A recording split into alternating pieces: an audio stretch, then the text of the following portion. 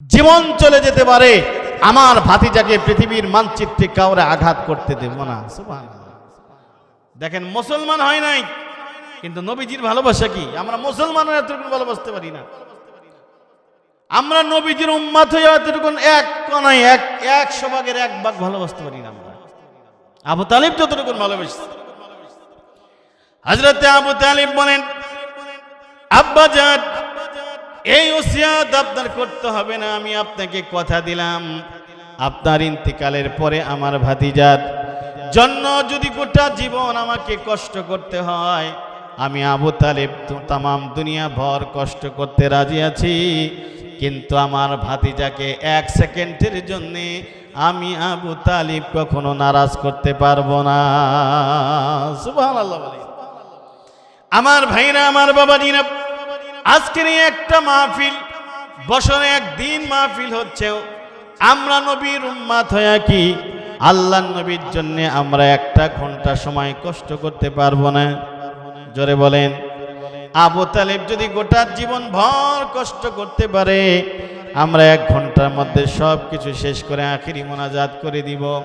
আল্লাহর নবীর আশিকে রাসূল কখনো নবীজিকে বৃদ্ধাঙ্গুলি দেখাইতে পারে না। বাপ যারা আছো কেউ উঠবা না, আল্লাহর নবীর মহব্বতে একটু বসে নবীজির কথাটা শুনবা। আবু তালিব বলেন, বাবার ইন্তিকালের পরে আমি আমার ভাতিজাকে কাছে ডেকে নিয়ে বললাম, মোহাম্মদ চিন্তা করো না, বাবা নাই তো কি হয়েছে, মা নাই তো কি হয়েছে, আমি চাচা তোমার আছি না, আমি তোমাকে ভালোবাসি ভাতিজা। গোটা মক্কায় ঘুরবা, কেউ তোমার দিকে চোখ রাঙ্গায় কথা বললে তুমি আমারে বলবা, আমি তার চোখ উঠায় দিব। আল্লাহর নবী ডাক দেখায়, চাচা জি সব ভালো লাগে, কিন্তু চাচা আমার বিরুদ্ধে যারা কথা বলে এদের চোখ উপড়ায় দিলে আমি যত খুশি না হব, আপনি চাচা একটা কাজ করলে আমি তার চাইতেও বেশি খুশি হব।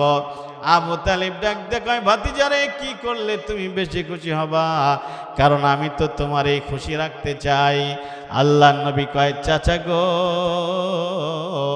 মানুষের চোখ উপড়ায় দিলে যত খুশি না হব, আমি আমার হাতটা বাড়াই দিলাম, আমার হাতের সাথে হাত মিলায়া যদি একটাবার ঘোষণা দিতেন, কালিমা লা ইলাহা ইল্লাল্লাহু মুহাম্মাদুর রাসূলুল্লাহ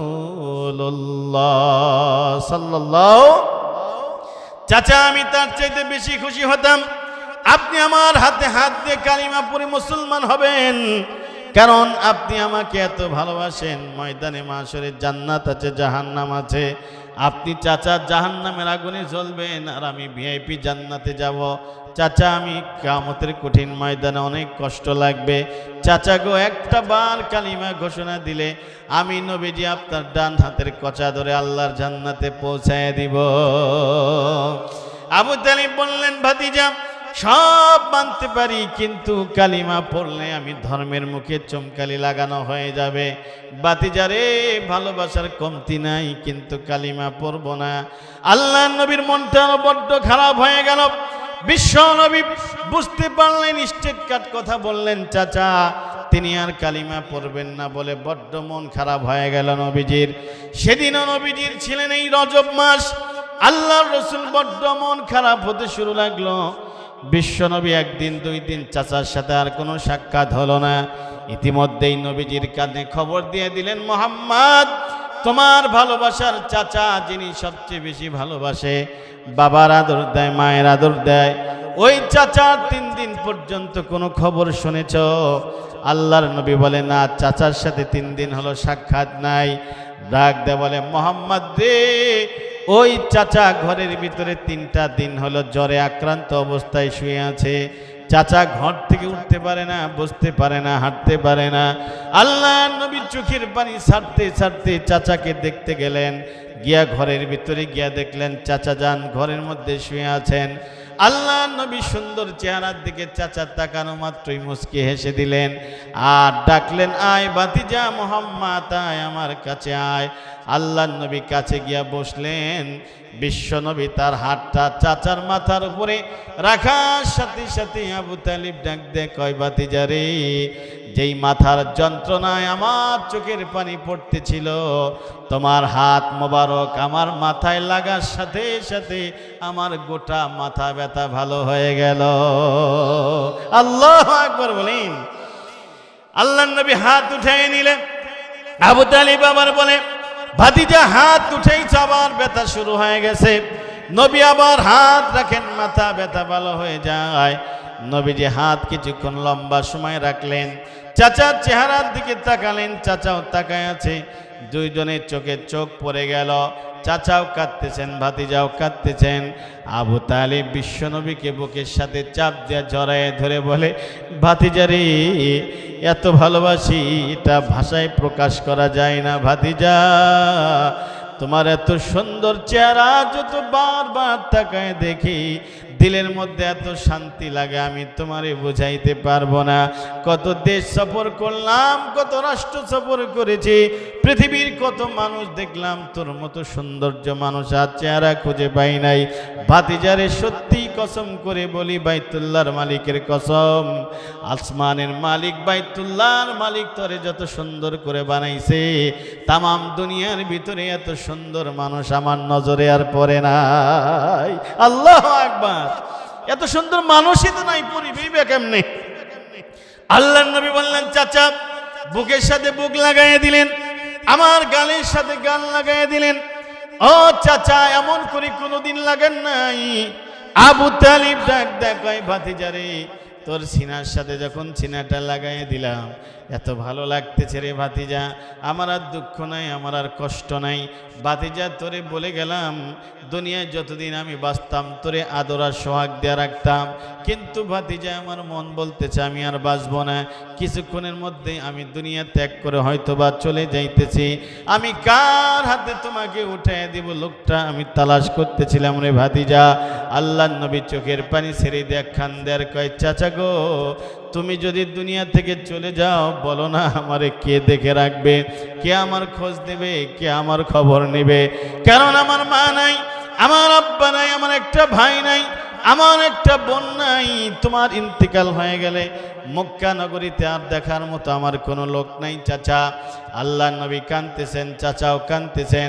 এমন একটা অবস্থা যখন হয়ে গেল, লোকেরা খবর পেয়ে গেল, আবু জেহেলের কাছে খবর দিলেন, আবু জেহেলে তোমার ভাতিজা মোহাম্মদ আর তোমার ভাই আবু তালিব ঘরের ভিতরে একজন আর একজনের সাথে বুকের সাথে বুক লাগাইয়া তারা যেন ঘরের মধ্যে কোলাকুলি করে কি কি যেন চুক্তিনামা করতেছে। আবু জেহেল জানো, আবু জেহেল সাথে সাথে গোসায় ফেটে পড়ে তিনি দৌড়ায় গেলেন আবু তালিবের বাড়ি।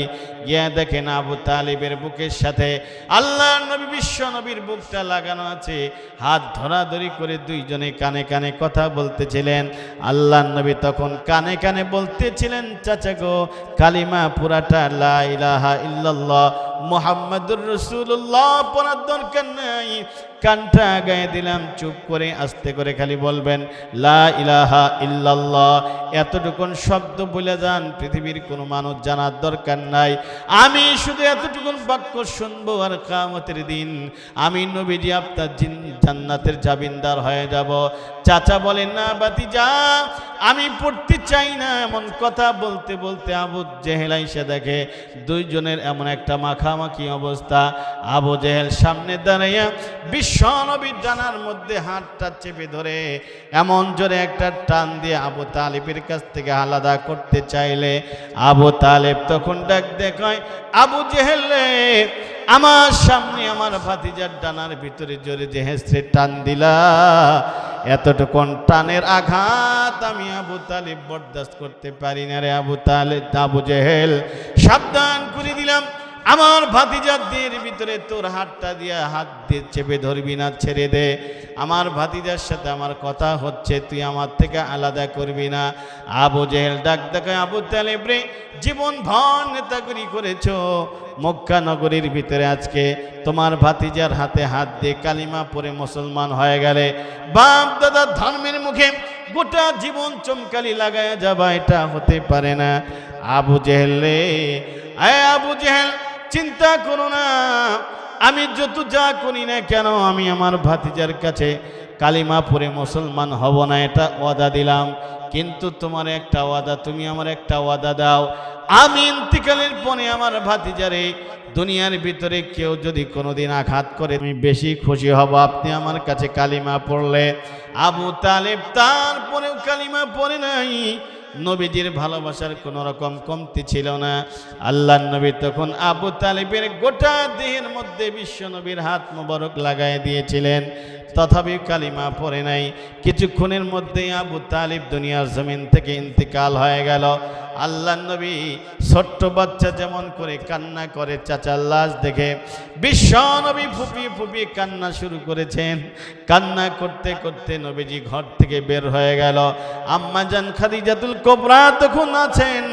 নবীজি যখন আম্মাজান খাদিজাতুল কুবরার কাছে চলে গেছেন, আল্লাহর নবীর এই কান্না দেখা মাত্রই আম্মাজান খাদিজাতুল কুবরা এসে বলে, ওগো নবীজি, এমন করে কোনোদিন কান্না দেখি নাই যেমন করে আজকে কান্না করছেন। আল্লাহর নবী কি হয়েছে? বিশ্ব নবী ছোট্ট বাচ্চা যেমন করে কান্না করে, আপনজন হারায় গেলে বিশ্ব নবী এমন করে কান্না করেছেন চাচাকে হারায়া। আম্মাজান খাদিজাতুল কুবরাকে বলে, খাদিজা রে, মক্কা নগরীতে আমার মাথার ছায়া রইল না। যিনি আমারে গোটা মক্কা নগরীতে যিনি পাহারা দিয়ে রাখতেন, তুমি আমার ঘরে পাহারা দিতা, আর বাহিরের জগৎ যিনি আমাকে পাহারা দিত তিনি আমার চাচা। কিছুক্ষণ আগেই চাচা ইন্তিকাল করে দুনিয়া থেকে চলে গেছেন। আমি আমার চাচার বিরহ বেদনায় কান্না করতেছি। আম্মাজান খাদিজাতুল কুবরা বলে, নবীজি, আপনার চাচা আজকে দুনিয়া থেকে চলে গেল। আমি খাদিজার মন বলে আমি আর বেঁচে থাকবো না। মাত্র এ সপ্তাহের ভিতরেই মনে হয় আমি আমার রবের কাছে গিয়ে আমি হাজিরা দিব। আমি মনে হয় বাঁচবো না। বাহিরের ছায়াও থাকবে না, ভিতরের ছায়াও মনে হয় আপনারা থাকবে না। আল্লাহ নবী কেঁদে দিয়ে কয়, খাদিজা, বাহিরের ছায়ার নাই, তুমি আমার ভিতরের ছায়া। তুমি যদি চলে যাও, বলো আমারে ভিতরে আসলে কে আমারে ছায়া দিবে, কে আমারে ভালোবাসা দিবে রে খাদিজা। খাদিজা মায়ের মতো ভালোবাসা দিতেন, বাবার মতো ভালোবাসা দিতেন। আল্লাহ নবী বলেন, আমার জিন্দগিতে সব ধরনের ভালোবাসা খাদিজার কাছ থেকে পেয়েছি।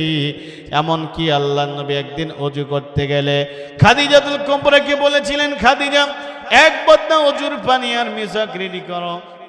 খাদিজা এক বদনা ওযুর পানি মিসওয়াক নিয়ে রেডি, আর একটা টুল বর্তন নিয়ে যেটার উপরে বসে নবীজি ওযু করতেন। আল্লাহ নবীকে এটা নিয়ে আগায়া দিলেন।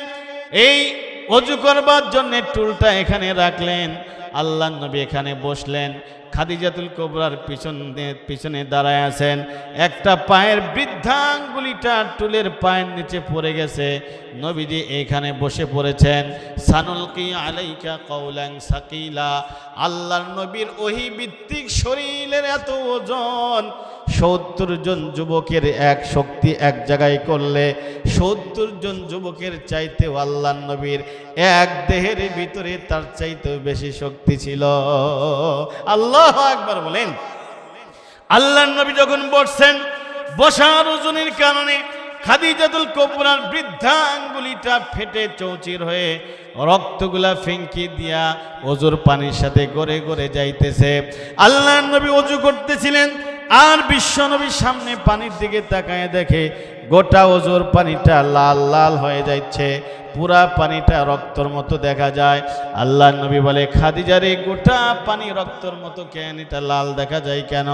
খাদিজাতুল কুবরা বলে, নবীজি, এমনি আপনি ওযু করেন, কোনো অসুবিধা নাই, আপনার ওযুর কাজ জানেন। নবীজি আবার ওযু করে, কিন্তু ব্লাড যায়, রক্ত যায় পানির সাথে, পুরা লাল আর লাল। আল্লাহর নবী আবার বলে, খাদিজা রে, এ খাদিজা, রক্তর মতো গোটা পানি লাল হয়ে যাইতেছে, রক্ত কোথায় থেকে আছে? খাদিজা কথা বলে না। আল্লাহর নবী ডান দিকে মাথা ঘুরায় দেখে খাদিজাতুল কুবরার চোখের পানিগুলা পড়তেছে, কিন্তু কোনো শব্দ নাই। আল্লাহর নবী বলে, খাদিজা রে, চোখের পানি কেন গাল বেয়ে বেয়ে তোমার পড়তেছে? খাদিজা ডাক দেখে, ইয়া রাসূলুল্লাহ, কোনো অসুবিধা নেই, আপনি ওযু করুন নবীজি। আল্লাহর নবী বলে, খাদিজা, মনে কি ব্যথা আছে, চোখের পানি পড়তেছে। আল্লাহ নবী তখন তাকায় দেখে খাদিজাতুল কুবরার পায়ের বৃদ্ধা আঙ্গুলি আমার টুলের পায়ের নিচে পড়ে গেছে, আর পায়ের আঙ্গুলিটা ফেটে রক্ত ফিঙ্কি দিয়া আমার ওজুর পানির সাথে মিশে লাল হয়ে যাইতেছে। নবীজি তাকানো মাত্রই নবীজি দাঁড়ায় গেলেন আর বললেন, খাদিজা রে, তোমার পায়ের বৃদ্ধা আঙ্গুলি আমার টুলের নিচে পড়েছে, তুমি কেন আমারে বলো নাই? আমি নবী উঠে দাঁড়ায় যেতাম, তোমার এত কষ্ট হতো না, তোমার পা এরকম ফেটে যেত না। আল্লাহ নবী এই কথা বলা মাত্রই আম্মা জান খাদিজাতুল কুবরা বলে, নবীজি, যেই টুলের উপরে আপনি বসছেন, বসে আরাম করে ওযু করতেছেন, আর আমার বৃদ্ধা আঙ্গুলি আপনার টুলের পায়ের নিচে পড়ে গেছে, আমি যদি আপনাকে উঠতে বলি আপনি উঠে দাঁড়ায় যাবেন, কিন্তু বসার জায়গা থেকে আপনি দাঁড়ায় যাবেন, এতটুকুন কষ্ট আপনার হবে, এটা আমি চাই না। আল্লাহ নবীজি, আমার পায়ের বৃদ্ধা আঙ্গুলি কেন আমার কলিজাও যদি ছিঁড়ে যেত, আল্লাহ নবীর বসার জায়গা থেকে আমি দাঁড় করায়া এতটুকুন কষ্ট আমি আমার নবী স্বামীরে কোনো দিন